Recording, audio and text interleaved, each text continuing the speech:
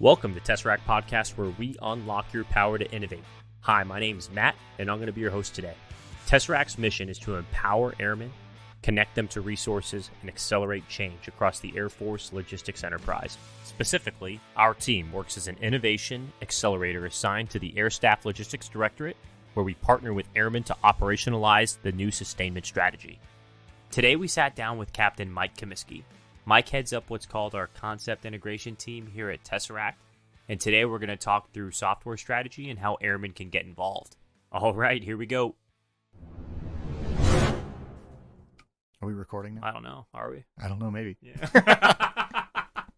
Yeah. The little red light is on. So we need one in the booth. We're live. You know, we need a little sign that says live out outside of the office. So, but one day this will be a flourishing studio with cameras, but for now we are just audio only. But Mike, thank you for joining us today. Everything that we do is impacted by software, and everything that we do within maintenance, logistics, civil engineering, and force protection is also impacted by software. So Mike is the expert in the room. So we're excited that you joined us today. Yeah, thanks, man. I'm looking forward to it. You know, you hit the nail on the head, right? We're past the point where you can just create something and have a solution that doesn't require connection to the internet or some form of IT infrastructure in order to help us solve our problems. So it's a really unique space for us to be able to work into, and the way it evolves every single day is a really unique thing for us, and it's exciting. So Thanks for letting me come chat. Good stuff, man. So what's your background like in the Air Force? Like how did you end up on Tesseract? How did you end up working in the tech space and software world, bridging this gap? Yeah, so I studied aerospace engineering in college. So I grew up in North Carolina, went to North Carolina State University. Go Wolfpack. I will plug that any chance I get. Studied aerospace engineering because I wanted to be an astronaut. I was always like, I went to school, that's what I wanted to do. That didn't work out, but that's okay. Here we are. Software to the moon, though. Oh, to the moon, baby. So we took that. Became a maintenance officer out of school, started in Dover, went to Dover, Delaware, and worked on the C5. So started on the flight line there, and then went to the C5 ISO dock. Deployed while I was there, which was a great opportunity as a very young officer, so that was unique. And then went to Little Rock, went to C-130Js out at Little Rock. While I was there, also got to deploy, got to do some pretty cool stuff right towards the end of operations in Afghanistan, and help shut down Bagram, which was really unique. But while I was at Little Rock, I started my master's degree, so I got my master's degree in systems engineering, which is a really interesting space between very technical, math-heavy engineering and the sort of, whether it's project management, process management, the intersection of that space, which is really interesting because, we mentioned in a meeting the other day, General Hurry mentioned all logistics is grounded in process, and that's really true. But as I mentioned earlier, we're getting to the point where you have to have some sort of technical aspect to drive a true solution, especially in the logistics space. So that's why I pursued systems engineering. I thought it was really interesting. And then just on my own time, I'm just a big nerd. So I really like computers. I really like, all of my friends having gone to engineering school. I have some friends who work at Google, friends who work at, different analytics companies or whatever the case is. And I'm always really interested in what they're doing. And so I have messed around with that a little bit in my free time. And that actually was something that when the Tesseract application came out, they mentioned, are you interested in emerging technologies? They specifically mentioned things like software, coding, artificial intelligence, machine learning, things like that. And I was like, oh, I read about it on my free time. I've tried to learn more about it and dabbled in it myself. So that was one of the main reasons I applied, because I just thought it was so unique. And so here we are, had the opportunity to come out to DC. And then once I got here, that's, as you mentioned, that's really where I've focused. So trying to figure out how to phrase this. We just giving the voice to the airmen. We talk about that a lot. We talk about amplifying the airman's voice, and that falls in line with modern software development tools. When we talk about end-user focused tools or end-user focused software, and everything's based on that user feedback. So getting the chance to sit at that intersection of where Tesseract sits between the policy and the strategy and the voice of the airman to help influence that has been really unique. So. And I guess before we continue here, it's important to delineate that, we are not a software factory, right? Yep. Just to make it clear for our listeners, right? Do you want to talk through just really quick, high level, what the concept integration team does, so they have a a conceptual understanding of how we execute before we talk through our other talking points here. Yeah, it's a great point, and I appreciate that. So we are not a software factory. We're not a prototype lab. We're not Air Force research labs. We're not a software engineering group. We're not those things. What we are is an accelerator, and we're seeking to connect those airmen to those resources and accelerate those ideas. So within the concepts integration team here at Tesseract, we have several different folks. So we focus a lot on those airmen ideas through Vice Chief Challenge, through helping those teams in Ether Sprint and sponsoring that organization, and then also with our efforts to connect across, whether it's AFWorks or the research labs, Kessel Run, Tron, all of those organizations. We are not the ones out there developing those tools, but we have the opportunity to find those things. We get to talk to airmen. We get to hear what their pain points are. And if we can identify solutions that are already out there, we can help connect more airmen to those resources. We can help gather the data that shows that these tools are useful and that this software is being meaningfully developed and employed. And then that gives us what we need to help make that happen, whether it's to scale it to the enterprise, whether it's to connect it to the right program office. So that's where we're sitting, as opposed to being the folks on the ground who get the chance to prototype it, who get the chance to make it, who can code it. We get to work with those folks and with the airmen to help evaluate, validate, and then elevate those different solutions. What is Tesseract doing, specifically, in how are we leveraging our position on the air staff, here at the Pentagon, to mobilize this overarching strategy that is set by the Department of the Air Force? Yeah, so hit on it a bit earlier, but we're in that unique space where we're between, the strategic leaders and strategic thinkers of the Air Force and those who are setting policy and, setting the course for the ship, and then the airmen who are out there making the mission happen every single day. And so if we have the opportunity to take a look at those airmen's pain points, to look at the solutions that our different partners out there are developing, and we see that those solutions are driving towards those strategic initiatives, we can help connect those dots. And, I always joke around. I think one of the biggest things I tell people all the time, we are on a crusade to eliminate Excel. Our airmen use Excel, PowerPoint, all of these, Microsoft Office in general. It's a powerful tool, and we've clearly gotten a ton out of it as a department.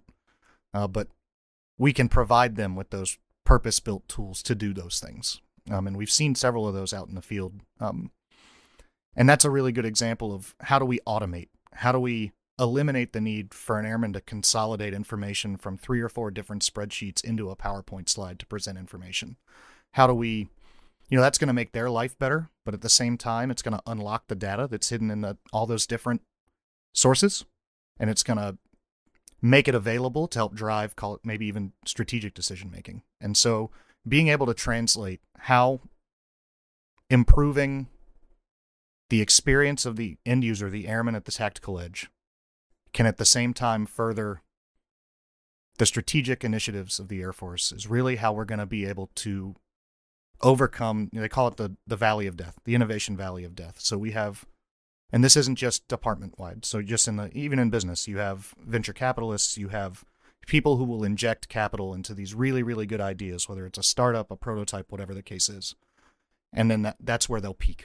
And they won't get to that point of an iPhone, as you mentioned earlier, a good idea that has now skyrocketed and, controls the majority of a specific, whether it's a media or a medium of communication or a specific sector in an industry.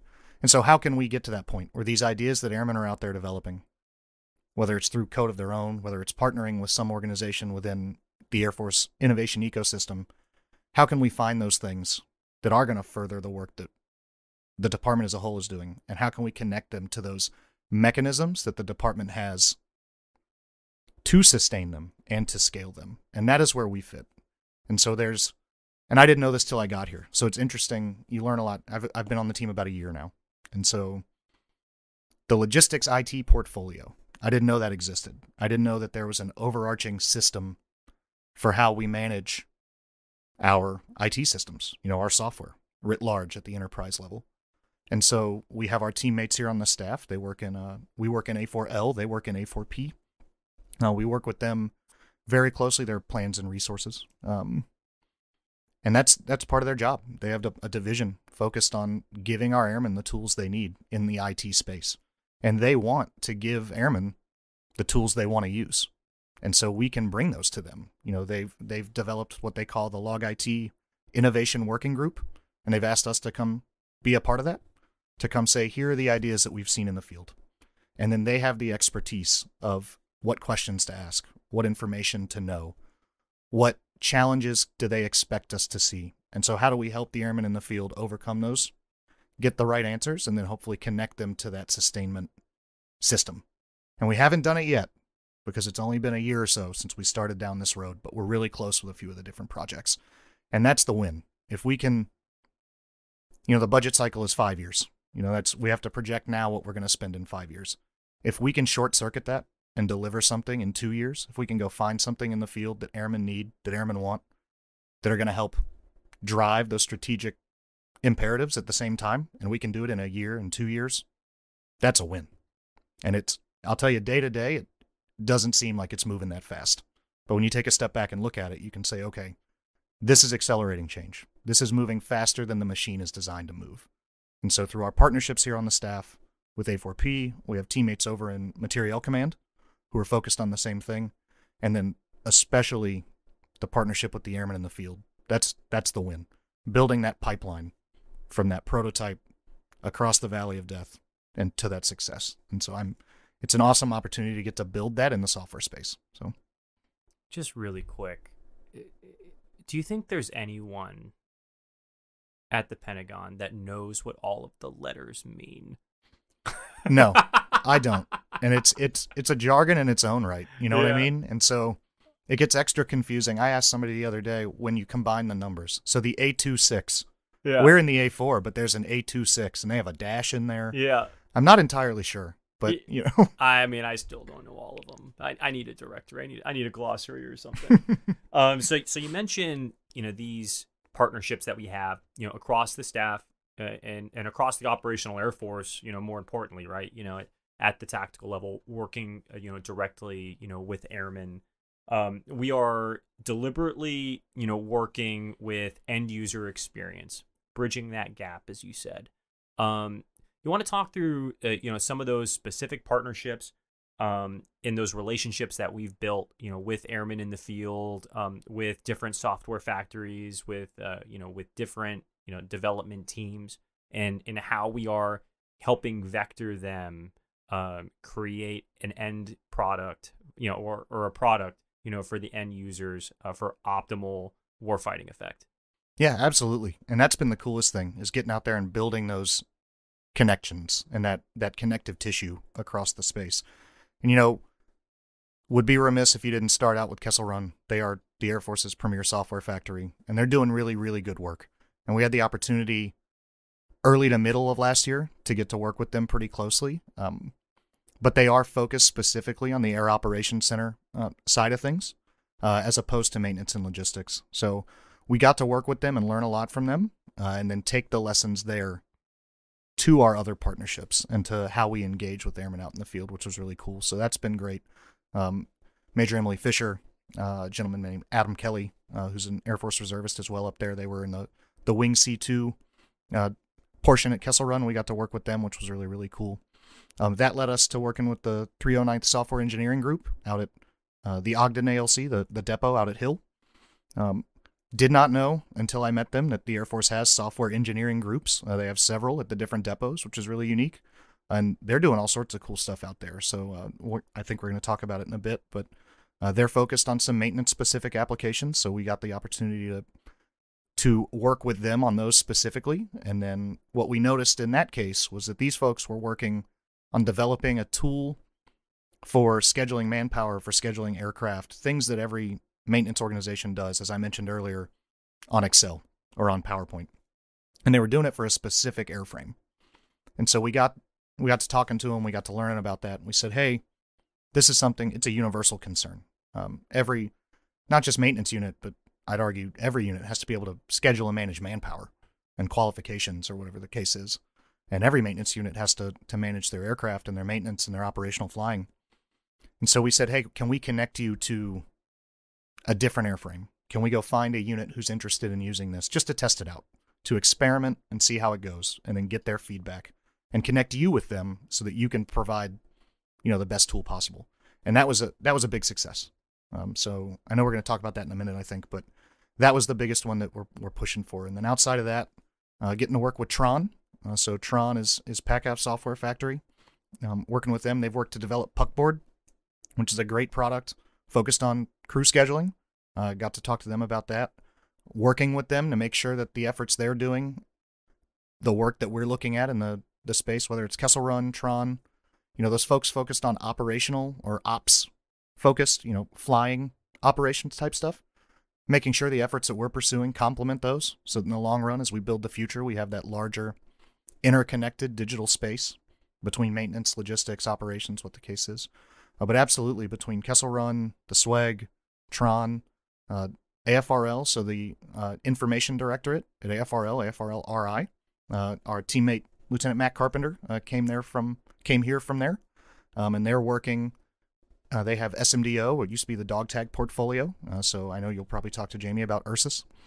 And we'll be talking to Matt about dog tag as well. Yep, and that's a great example. They're the Warfighter Information Directorate, and just like you put it, that is what they're focused on, developing that useful software tools based on warfighter feedback. And to have that at the research labs is a huge win for us. So there's a lot of infrastructure out there, and it's a lot of folks doing a lot of really good stuff. And I think where we come in is having those connections to make when we talk to the airmen out in the field who say, I need a tool that does X or Y or Z. And we might know the person developing X, Y, or Z, or the team doing it, and we can connect them to give the airmen that tool and to give the developers another generator of feedback, another person who can give them, just like you do on your phone. Every time I open up Facebook, do you want to rate Facebook? And I always click not now, but that's beside the point. If you can, if your airmen are willing to say, hey, this makes my life better or it doesn't, it makes my job easier or it doesn't. Mm-hmm. The more data points we can help them gather, the better the tools the airmen get are going to be. And at the same time, the airmen are going to get the tools they want. Mm-hmm. So that's been the cool part, saying, hey, who is working on what and who can we connect to that? And vice versa, how can we connect everyone out there who's doing that? So, yeah, good stuff, man. Athena and Kronos are hot right now, right? I mean, they are on the move. They are scaling, and I think that's been a really cool partnership we've had with the 309th Swag, with Asgard. What makes those apps so special? Why are people so attracted to those two applications, and what do they even do? Yeah, so I mentioned them earlier, not by name because I knew we were going to get here. But so Athena and Kronos are those applications I mentioned earlier focused on manpower and aircraft scheduling. And so when it comes to what makes them so special, I think the main answer is the relationship that those developers out at the SWAG are making with the units in the field. We've talked to folks who said, yeah, I mentioned that I didn't like where this button was, or I needed this feature, or whatever the case was. And then within a week, it was there. They feel listened to. They feel like they're getting what they need, as I mentioned earlier, to make their life really easy. So I think that's one of the big pieces. And then the other piece too, even if you look at it from call it a business standpoint, they are addressing a universal need, as I mentioned earlier, in the maintenance community. So I always tell people I was thrilled that our team had this project in the back, in the backlog when I got here, because I applied to Tesseract. I was out at Little Rock, found out I was hired, was super excited. I was in AMU OIC at the time, so I was managing an aircraft maintenance unit out on the flight line. And my chief, who I shared an office with, Chief Minks, he's out at I think Space Force IG now, but he looked at me and he said, "You can go do this innovation thing. That's cool, I guess, but I better get a personnel management system out of it that's not Excel." And so I was like, all right, Chief, I promise you. And then I got here, and what do you know? We had already identified one. And so how do we make that happen? And I think that's the key, right? So I've been in, at home and deployed, I've been in 6 maintenance units, flight line, back shop, at home, deployed, whatever the case is. And every single one of them did these things differently. Every single one of them had a different spreadsheet or a different access database for managing people. Every single one of them had a different checkerboard for looking at what was flying, what the maintenance plan was for the day, what was your game plan for the day, for the next day. And so every time you go from place to place, you have to relearn these things that are the core functions of a maintenance unit. It's like, okay, I'm going to go not just from base to base or from C5s to C-130s or C-130s to F-35s. You could just go from a flight to a different flight in a squadron. You know, when I was in the maintenance squadron at Dover, we had 8 flights, and each of them had a different tracking mechanism for who was at work. And so extrapolate that to the Air Force, and there are probably tens of thousands of these products, all trying to do the same thing. So imagine if we could give airmen a purpose-built tool to do that. And so, hey, here is your tool to manage people. Here is your tool to build your maintenance game plan and to work with your schedulers, to work with your ops teammates. And I think that's huge because, like I said, that's where the demand comes from. You know, we're required to do those things by AFI. And so they're already doing them. Everybody in the field is making it happen by doing it themselves. So what if we can figure out a way to give them the tools they need to do it on their own? And that's why I think it's awesome. Between getting those tools in their hands and then seeing the feedback that airmen give very rapidly either be, oh, yep, that's already in the backlog. Somebody else told us about that. We'd love to see that. To, yep, got it. We'll see if we can make that happen. That's cool because that's modern software. That's why your apps on your phone update all the time, because based on that user feedback. So airmen having something similar to experience at work is awesome. Yeah, good stuff. Good stuff is always my transition, I've noticed. I think what's really cool about Athena and Kronos and just, you know, the concept itself, as you were mentioning, with working with ops schedulers, and, you know, we're able to bridge a gap, right? Now, I think it's no secret that there's always like some sort of tension between the two. Like we think we're, you know, competing against each other when we really aren't. You know, we're all on the same team, right? And I think it's just another mechanism to help better communicate our needs and our capabilities. And what I think is also really cool about these capabilities is, you know, maybe one day we'll get to a point where, you know, we can leverage this data to further other programs, right? Like, you know, predictive and preventative maintenance, and even looking at, you know, not just, you know, the technical aspects, you know, but the human aspects as well, right? Can we, you know, quantify and measure, like, what does burnout look like, right? And, you know, even further, you know, looking at, you know, how do we pair these applications with optimizing systems thinking, like the theory of constraints, right? So I think there's a lot of different angles, a lot of different benefits as it comes to leveraging, you know, modern day software in the information age. Super cool stuff. Yeah, you're exactly right. So on the micro, you're going to improve the way that people are able to do their jobs at the tactical edge. You know, if an airman scheduler, instead of turning certain squares on an Excel sheet a different color to indicate a sortie or to indicate a phase inspection, can instead sit back and say, okay, what is my true capacity based on the maintenance I have scheduled? How can I forecast, whatever the case is? You're opening them up to do the things that only that person can do, as opposed to those manual tasks. And that's on the micro. And then on the macro, as I mentioned, if there are tens of thousands of spreadsheets out there, those are tens of thousands of data points that we don't have located in one place. So that's the key when you talk about machine learning, when you talk about artificial intelligence. Typically, for those models to work, you need very large data sets. That's why it's called big data, right? It's literally just big sets of data.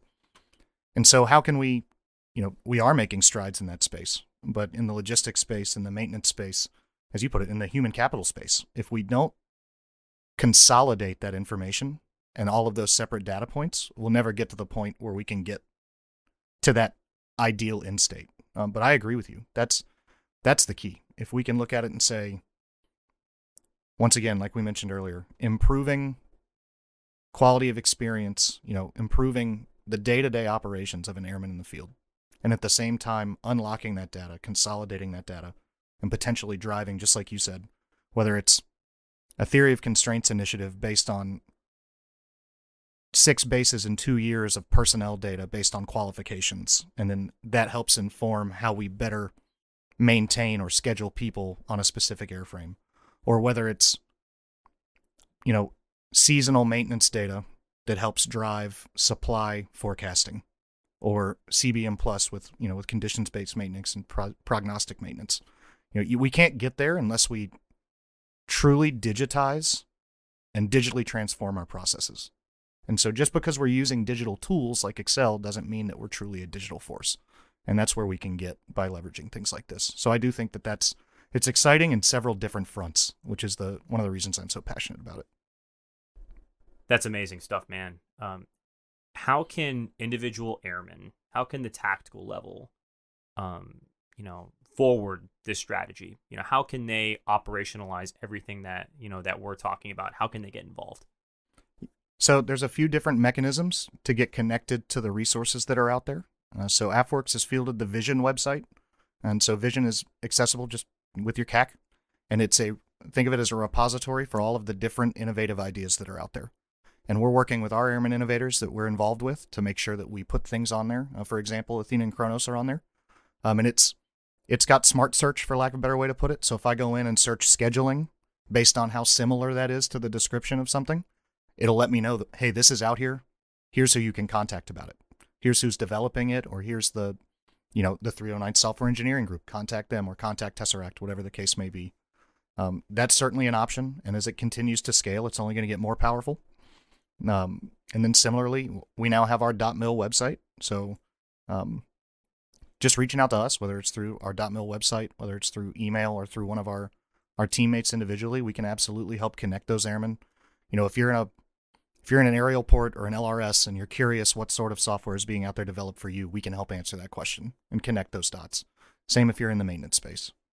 As for airmen who are out there who are really interested, people say all the time that, our airmen only get smarter year after year. We constantly have the smartest workforce we've ever had, the most educated workforce we've ever had, now the most technically and digitally literate workforce we've ever had.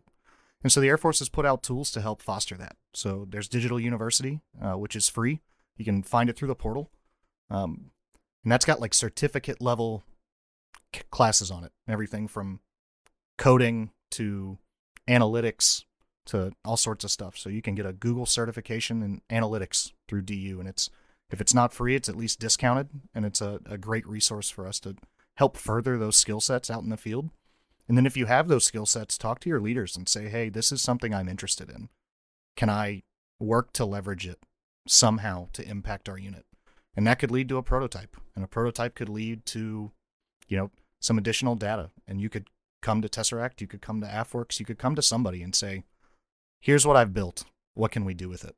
And then that's just the next step on this larger journey from idea to, as we mentioned earlier, the Log IT portfolio and a tool that's in everybody's hands. And so I'll give a shout out real quick. So in our Ether Sprint this year, there's a team called the Preps out of Hill, 2 airmen, one a crew chief and one a supply airman, who are working on developing their own statistical analytics model for supply consumption for their unit. And they've collected this data together as a maintenance and a supply teammate, and they're working on building this out. And then here at Ether Sprint, they're going to present that to say, we were able to create this because these airmen have these digital skills. And we're already talking about where we can take this next. How can we field this in other units? How can we test it with other supply data? And then ultimately, maybe it just becomes a tool that schedulers have or supply units have, at each base. And it's just a module. And it was started by 2 airmen who just said, I have some skills, and I'd be interested in, making the Air Force a better place by using them. So it's a great example. It's just all about what you're willing to do and what you're willing to try. But that's what we're here to support too. And not just airmen, like big airmen, like we're talking 2-stripers. Yes. Like these guys are A1Cs that are fresh into the Air Force, that are digitally literate, digital natives, and are able to envision what the future looks like, right?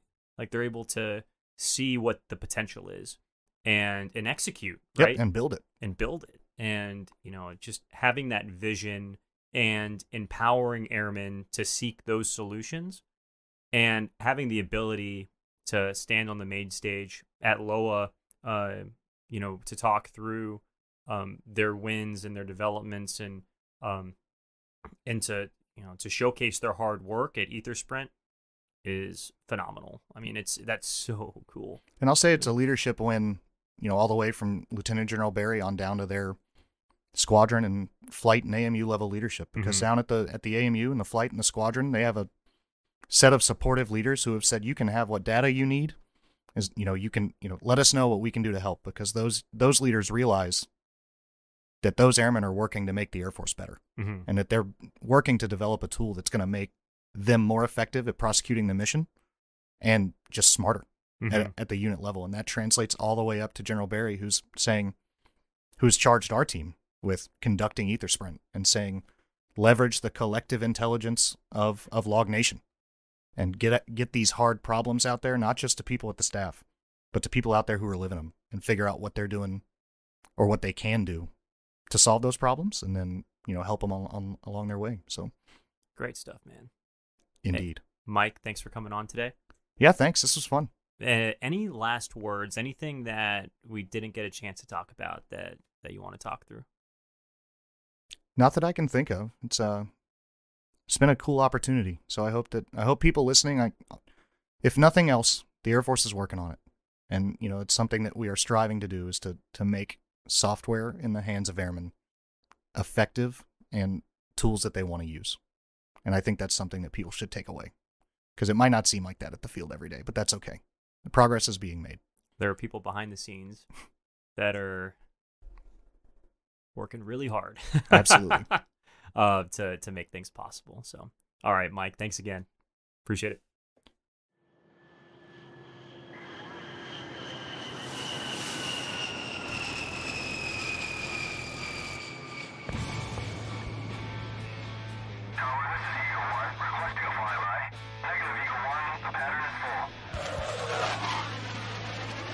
Thank you again for listening to Tesseract Podcast. Make sure you follow us on Twitter, Facebook, Instagram, and connect with us on LinkedIn.